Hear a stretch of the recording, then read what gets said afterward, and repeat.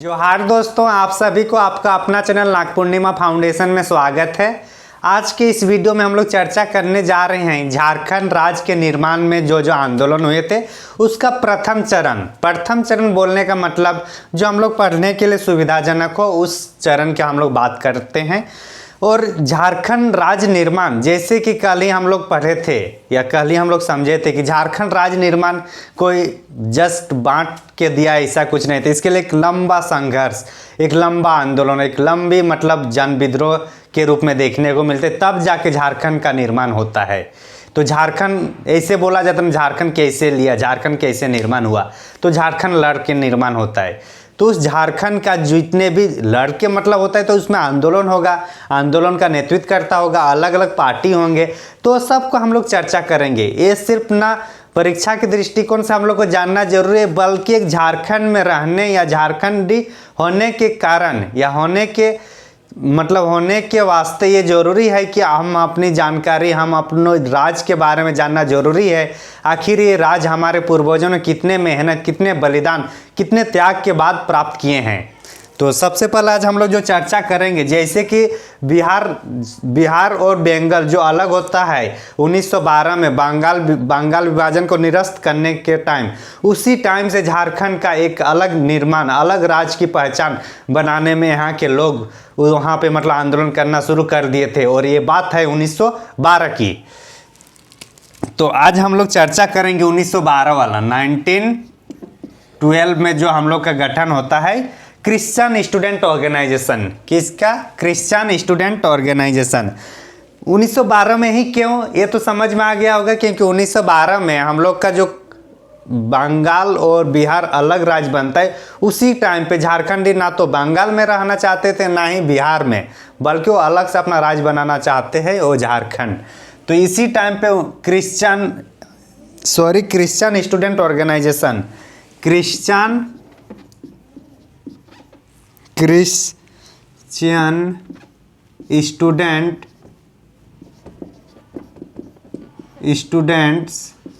Students organisation. तो Christian student organisation जिसका गठन होता है, मतलब कब होता है? 1912 में क्यों होता है वो हम लोग रीजन को भी देखे। हम लोग को सिर्फ याद नहीं रखना, हम लोग को रीजन भी समझना। आखिर इसी टाइम 1912 में ही क्यों हुआ? 1910 में भी हो सकता था, 1900 में भी हो सकता था, 1915 में भी हो सकता था, लेकिन आखिर 1912 में ही क्यों हुआ, इसके कारण भी हम लोग देख लिए। तो जो 1912 में जे बार्थोलोमन इसका नेतृत्व कर रहे थे, कौन? जे बार्थोलोमन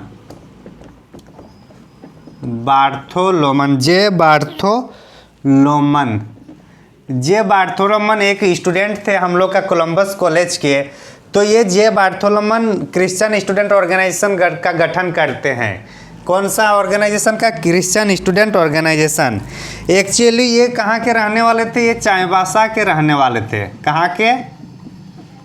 चाईबासा के रहने वाले। तो चाईबासा कहाँ पे है? आप लोग कमेंट सेक्शन में बताइएगा कौन से डिस्ट्रिक्ट का पार्ट है ये चाईबासा, कौन सा डिस्ट्रिक्ट का हेडक्वार्टर है, ये कमेंट में बताना है। जे बार्थोलोमन एक्चुअली जो हुआ, ये हम लोग का जो मतलब जो क्या बोलते हैं उसको, विद्यार्थियों जो मतलब एक्चुअली जो ईसाई जो विद्यार्थी थे, वो लोग जो गरीब तबके के जो लोग थे, वो लोग को सहयोग करने के लिए क्रिश्चियन स्टूडेंट ऑर्गेनाइजेशन का गठन होता है। लेकिन बाद में झारखंड निर्माणकारी जो झारखंड निर्माण या झारखंड की मांग करने वाले प्रथम मतलब ऑर्गेनाइजेशन के रूप में भी ये आ जाता है बाद में। लेकिन पहले जो शुरुआत हो मूल रूप से वो समझ में आ गया होगा। अब हम लोग इसमें देखेंगे कि जो ढाका में क्षेत्र जो था इनका, ढाका विद्यार्थी परिषद, कहाँ? ढाका विद्यार्थी मतलब ढाका स्टूडेंट काउंसिल परिषद की जो शाखा है, इसकी शाखा कहाँ? रांची। तो इस रांची का जो शाखा था उसका नेतृत्व कौन कर रहे थे? जे बार्थोलोमन। और जे बार्थोलोमन जो शाखा जो ढाका विद्यार्थी परिषद है, इसका जो नेतृत्व कर रहे थे, उसका शाखा है रांची में, और वो जे बार्थोलोमन कर रहे थे। और ये कहाँ के? कोलंबस कॉलेज के रहने वाले थे। कौन? कोलंबस कॉलेज से इनका मतलब डिग्री चल रहा था। कहाँ पे? Columbus college. और कोलंबस कॉलेज में रहते थे और चूंकि ये झारखंड का प्रथम ऑर्गेनाइजेशन के रूप में आ जाता है, तो इसलिए इसको जे बार्थोलोमन को झारखंड आंदोलन का जनक या पिता माना जाता है। झारखंड आंदोलन के जनक या पिता किसे माना जाएगा? जे बार्थोलोमन को। झारखंड आंदोलन के जनक या पिता। तो झारखंड आंदोलन के जनक या पिता किनको मानेंगे हम लोग? Christian student organisation. और क्रिश्चियन स्टूडेंट ऑर्गेनाइजेशन का गठन कब होता है? 1912 को। और 1912 में यही क्यों हुआ? क्योंकि यहाँ बंगाल विभाजन को निरस्त किया जाता है। बंगाल विभाजन को निरस्त किया जाता है, और निरस्त करने के बाद बंगाल एवं बिहार दो राज्य में डिवाइड हो जाता है। और उसी टाइम झारखंड बोला हम लोग ना तो बंगाल में रहेंगे ना ही बिहार में रहेंगे, हम लोग रहेंगे तो रहेंगे अपने झारखंड में। लेकिन उस टाइम जो उन लोगों का जो क्रिश्चियन स्टूडेंट ऑर्गेनाइजेशन की जो मकसद थी वो पूरा नहीं हो पाता है, और इस तरीके से फिर ये आंदोलन फिर आगे चलता गया। तो एक्चुअली अगर शुरुआत माना जाए तो हम लोग का 1912 से ही आंदोलन होना शुरू हो जाता है क्रिश्चियन स्टूडेंट ऑर्गेनाइजेशन के साथ ही। अब हम लोग 1912 के बाद हम लोग 1915 में आएंगे। कहाँ आएंगे? 1915 में छोटनागपुर उन्नति समाज के रूप में। कौन सा ऑर्गेनाइजेशन है? छोटनागपुर उन्नति समाज। तो जो छोटनागपुर उन्नति समाज जो 1915 को आता है, अच्छा जितने भी इसका आंदोलन है उसमें मतलब परीक्षा के दृष्टिकोण से जो इम्पोर्टेंट है वो तो ऑर्गेनाइजेशन का नाम है, उस ऑर्गेनाइजेशन को नेतृत्व कौन कर रहा है वो पूछेगा। उसके साथ वो कब आया, मतलब 1912 में जैसे कि क्रिश्चियन स्टूडेंट ऑर्गेनाइजेशन आया, 1915 में छोटनागपुर उन्नति सभा। तो इस टाइप से जितने भी आते हैं उसका डेट पूछेगा, उसको नेतृत्व करता पूछेगा, उससे संबंधित कुछ भी जो गतिविधि हुई है उसको भी पूछेगा। तो आप लोग को ये सब मतलब ध्यान रखना है, ठीक ना। लोग जब हमारे जो बुजुर्ग, हमारे जो पूर्वज, जब वो लोग मेहनत किए, वो लोग उतना बलिदान दिए, उसको कम से कम ज़्यादा अगर हम लोग पढ़ने में ये नहीं तो कम से कम परीक्षा के दृष्टिकोण से कम तो उसको जानना चाहिए, है कि नहीं। तो इसलिए हम लोग को ये ज़रूरी है कि कम से कम परीक्षा के बहाना में ही सही, लेकिन उन लोगों की जो कहानी है, अमर कथाएं हैं, उनको एक बार समझना के प्रयास करना चाहिए हमें। तो छोटनागपुर उन्नति समाज 1915, छोटनागपुर उन्नति समाज 1915। छोटनागपुर उन्नति समाज 1915 का आता है। कब आता है? 1915 को आता है। तो जो छोटनागपुर उन्नति समाज हम लोग देख रहे थे, इसका जो नेतृत्व कर रहे थे, ऐसा माना जाता है कि जो क्रिश्चियन और स्टूडेंट ऑर्गेनाइजेशन था उसी का मतलब ये अपग्रेडेशन है, मतलब उसी का मतलब अपडेट हुआ रूप माना जाता है इसको, छोटनागपुर उन्नति समाज को। इसका जो मतलब नेतृत्व कर रहे थे इम्पोर्टेंट है, हमारे लिए जानना जरूरी है। और इनका जो नेतृत्व करता था हम लोग का जोएल लकड़ा बंदीराम उरांव, जोएल लकड़ा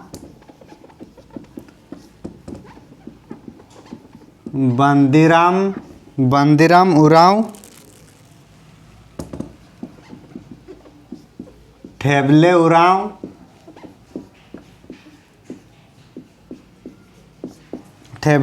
पाल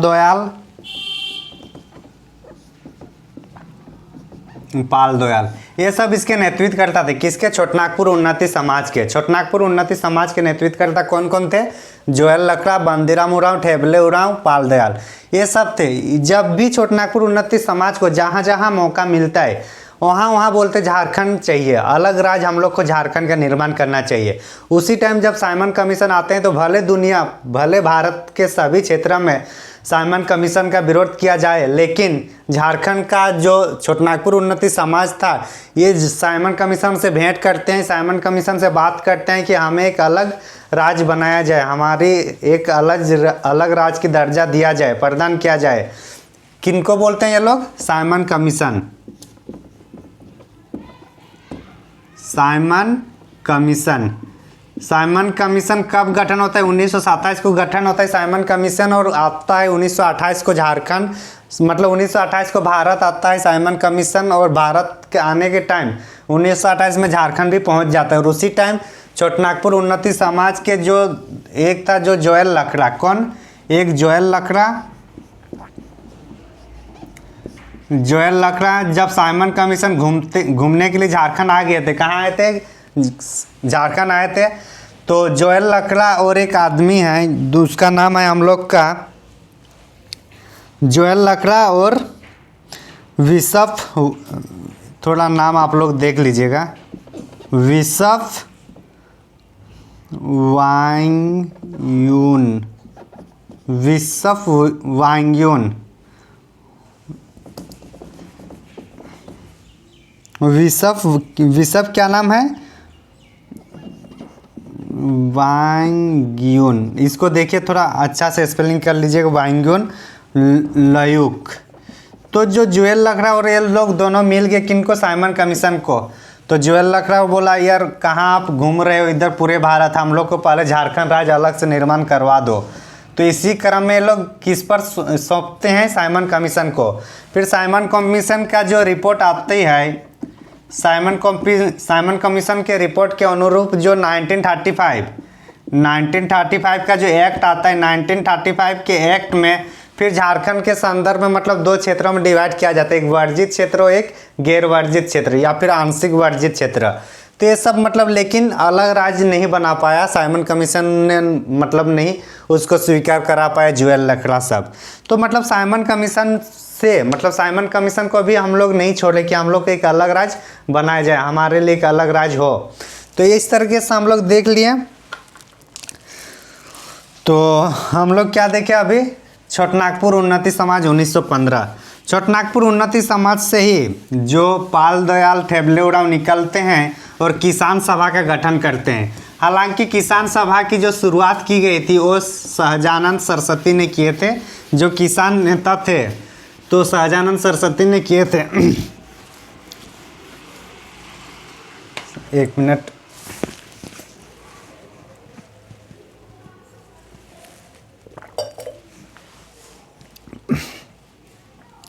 तो जो सहजानंद सरस्वती थे, हालांकि ये भारत के राष्ट्रीय स्तर पर किसान सभा का नेतृत्व कर रहे थे। और झारखंड में जो किसान सभा, झारखंड में किसान लोगों के लिए प्रथम अगर संगठित रूप से जो विद्रोह किया गया या संगठित रूप से जो आंदोलन किया गया था वो किसान सभा के माध्यम से किया गया था झारखंड के किसानों के लिए। तो झारखंड के किसानों के उत्थान के लिए कौन सा गठन किया गया था? किसान सभा। और ये कब किया गया था? 1931। कब? 1931 में किसका गठन होता है? किसान, दिख रहा है ना?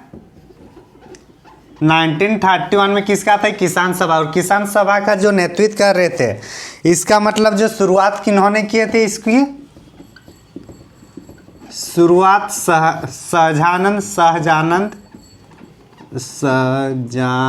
सरस्वती, इन्होंने शुरुआत की थी। लेकिन इसका फिर नेतृत्व कौन किया? नेतृत्व यहाँ कौन करते? ठेबले उरांव और पाल दयाल। कौन? ठेबले उरांव और पाल दयाल। तो नेतृत्व करने के टाइम इसका अगर अध्यक्ष को देखा जाए, किनके अध्यक्ष, तो इनका जो अध्यक्ष अगर देखें तो अध्यक्ष में कौन आता है? अध्यक्ष में हम लोग का आएगा यहाँ पे ठेबले उरांव। ठेबले उरांव अध्यक्ष रहते हैं किसका? किसान सभा का। और सचिव में कौन आता है? पाल दयाल। सचिव में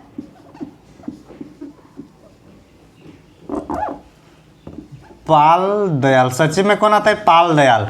तो इस तरीके से अगर किसान सभा की देखा जाए तो किसान सभा की जो शुरुआत की थी किसान लोगों की आर्थिक उन्नति, आर्थिक सामाजिक संपन्नता को बढ़ाने के लिए, उत्थान करने के लिए इसका नेतृत्व की जो शुरुआत किया गया था सहजानंद सरस्वती के द्वारा। लेकिन इनको जो मतलब नेतृत्व कर रहे थे या झारखंड में इनका जो अध्यक्ष थे कौन था? ठेबले उरांव। और पाल दयाल कौन थे? सचिव। तो इतना हम लोग को जानना जरूरी था जो कि झारखंड में किसान आंदोलन को सबसे पहले संगठित किया गया था किसान सभा के द्वारा 1931। अब हम लोग आएंगे छोटनागपुर कैथोलिक सभा। तो जो ईसाई लोगों का जो कैथोलिक ग्रुप है वो लोग का अपने क्षेत्रों को मतलब अपने क्षेत्र में अपने लोगों में आर्थिक जो भी सामाजिक आर्थिक जो विषमताएं हैं उसको दूर करने के लिए वो लोग का निर्माण होता है छोटनागपुर कैथोलिक समाज, और ये फिर बाद में झारखंड आंदोलन में भी जुड़ जाता है। कौन सा आंदोलन है ये? छोटनागपुर कैथोलिक सभा 1933। ये आप लोग लिख लिए होंगे। तो अब हम लोग चर्चा करने जा रहे हैं छोटनागपुर कैथोलिक सभा। ये कैथोलिक ईसाइयों के अपने हित के लिए लाया गया था, लेकिन बाद में झारखंड आंदोलन में इसको शामिल किया जाता है। इसका मुख्यालय जो होगा रांची में होगा।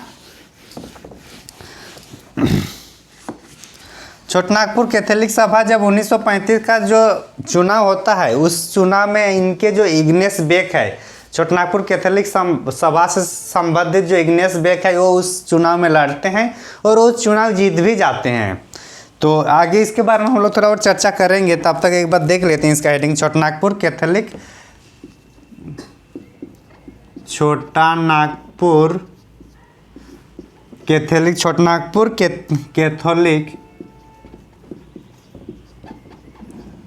छोटनागपुर कैथोलिक सभा कब इनका गठन होता है? 1933 को। डेट वेरी इंपॉर्टेंट है हम लोग की परीक्षा के दृष्टिकोण से कि छोटनागपुर कैथोलिक सभा का गठन कब होता है? 1933 को होता है।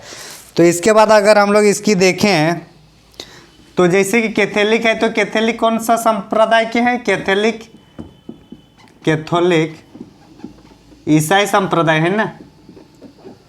ईसाई संप्रदाय के अपने हित के लिए बनाया गया था छोटनागपुर कैथोलिक सभा का। इससे संबंधित जो एक हम लोग को देखने को मिलता है व्यक्ति वो है हम लोग का कौन? मतलब इसका जो अध्यक्ष होता है, इस संगठन का जो अध्यक्ष होंगे, अध्यक्ष कौन होंगे हम लोग का? अध्यक्ष और एक सचिव, इसमें भी हम लोग को देखने को मिलता है। तो अध्यक्ष जो होता है वो हम लोग का होता है बोनीफेस लकड़ा। बोनीफेस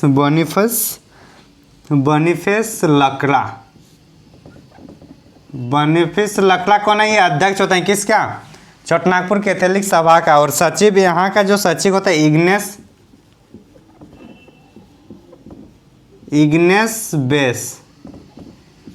बेस कौन होता है? सचिव होता है किसका? सचिव किसका होता है? छोटनागपुर कैथोलिक सभा का।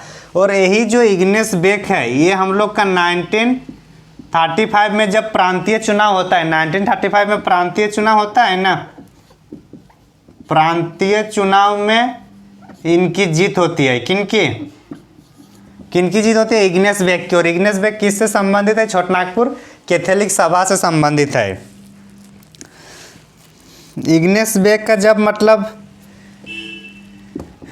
प्रांतीय चुनाव में जीता जाता है, ये जीतता है मंत्री, लेकिन ये जीतने के बावजूद भी झारखंड का जो क्षेत्र है, झारखंड का क्षेत्र अभी मतलब तत्कालीन जो बिहार का दक्षिणी बिहार जो क्षेत्र है, अभी का जो झारखंड है, वहाँ से एक भी व्यक्ति को मंत्री नहीं बनाया गया था।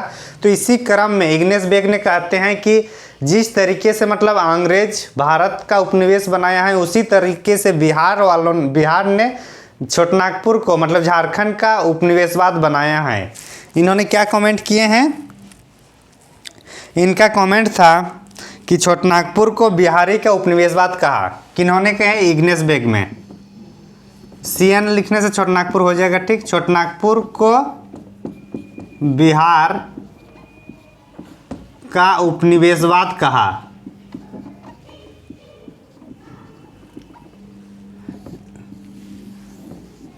छोटनागपुर को बिहार का उपनिवेशवाद इसलिए कहा क्योंकि यहाँ के जितने भी नेता लोग थे, लोग जीते हैं, लेकिन ये लोग को किसी को भी मंत्री नहीं बनाया गया था। और मंत्री अगर मतलब किसी को भी यहाँ मंत्री नहीं बनाया जा रहा था। साथ ही साथ यहाँ पे 70% जो खनन होता है, 70% जो राजस्व है उसको बिहार सरकार लेती है, लेकिन उसके एवरेज में सिर्फ 30%, मैक्सिमम 30% ही झारखंड के क्षेत्र में वहाँ के विकास, वहाँ के डेवलपमेंट के लिए खर्च करता है। बाकी उत्तरी बिहार मतलब अभी का बिहार में वो खर्च करते थे। तो ये सब को देखते हुए उन्होंने छोटनागपुर को बिहार का उपनिवेशवाद कहा था। कौन? इग्नेस बेक ने।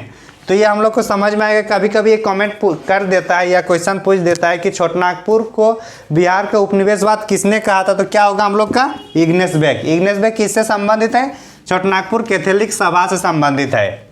तो इस तरीके से अगर हम लोग देखें,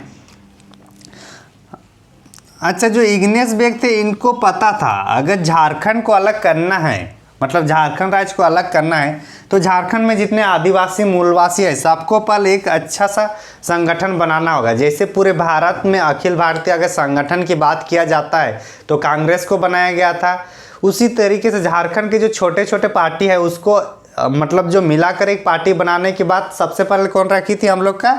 इग्नेस बेक, इग्नेस बेक। तो इसी से फिर हम लोग का जो आदिवासी जो सभा होता है, जो निर्माण होता है, वो इसी से होता है, इग्नेस बेक से प्रेरित होकर। तो आगे हम लोग उसको देखेंगे आदिवासी महासभा के रूप में। तो इतना दूर समझ में आ गया होगा, उम्मीद करता हूँ आप लोगों को। आगे हम लोग चर्चा करेंगे इसमें इग्नेस बेक के बारे में जो होगा। तो इसको मिटाते हैं। आदिवासी महासभा की बात करते हैं क्योंकि इग्नेस बेक को लगा था अगर हम लोग टूटे फूटे रहेंगे तो एक झारखंड को, जो हम लोग झारखंड राज्य का निर्माण की सपना देख रहे हैं, कभी पूरा नहीं होगा और उपनिवेशवाद ही रह जाएगा बिहार का। तो उसी को फिर देखते हुए उन्होंने सोचा कि क्यों ना हम लोग जितने भी छोटे छोटे पार्टी है जो अलग अलग डिवाइड हुए हैं उसको हम लोग एक साथ करेंगे। तो उसी क्रम में फिर आदिवासी महासभा का गठन होता है। तो उसका हम लोग थोड़ा कहानी एक बार देख लेते हैं। तो जो आदिवासी महासभा है, हेडिंग हम लोग का रहेगा आदिवासी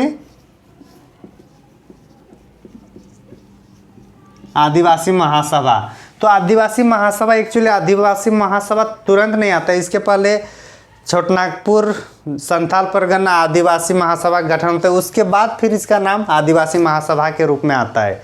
तो अगर हम लोग सबसे पहले अगर देखें 1938 में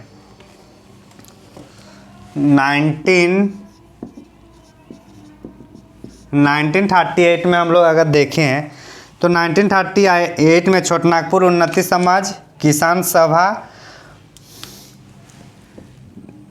छोटानागपुर उन्नति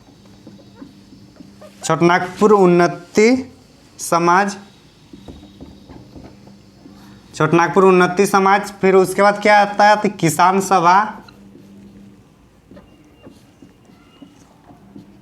सभा, फिर 1 2 3 में आएगा हम लोग का छोटानागपुर कैथोलिक सभा, छोटानागपुर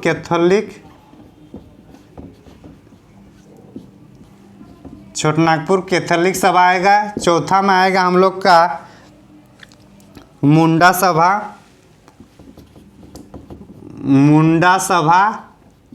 फिर आएगा होम आल्टो सभा,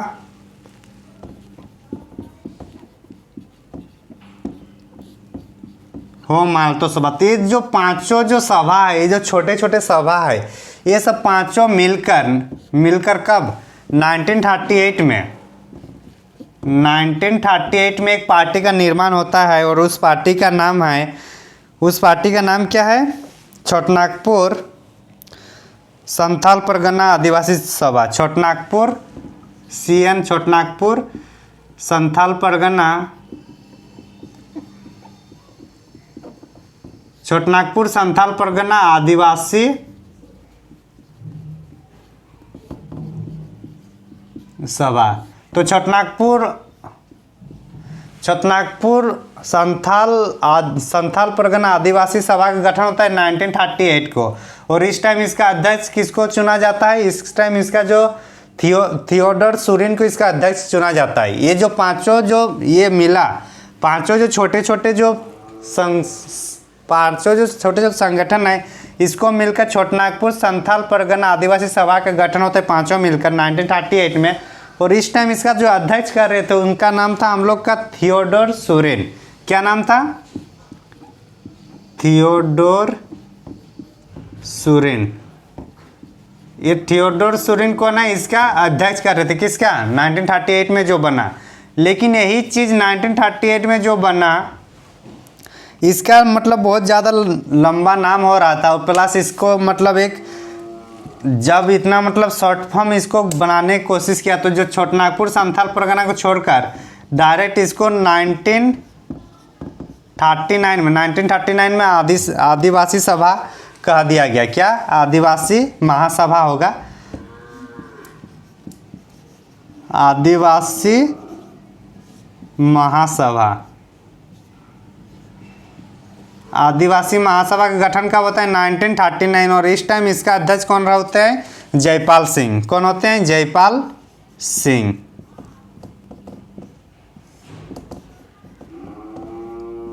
जयपाल सिंह इस टाइम होता है इनका आदिवासी मतलब आदिवासी महासभा के अध्यक्ष।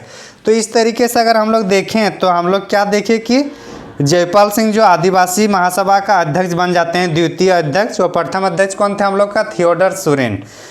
तो इतना हम लोग देख लिए हैं। तो आज की इस वीडियो में हम लोग इतना ही हम लोग रखेंगे। आने वाले वीडियो में हम लोग फिर इसके आगे का जितने भी आंदोलन है उसके बारे में चर्चा करेंगे। अगर आप लोग हमारे चैनल में नए हैं तो ज़रूर चैनल को सब्सक्राइब करें और अगर अच्छा लगे तो बाकी फ्रेंड लोगों को भी शेयर करें। Thank you for watching. धन्यवाद।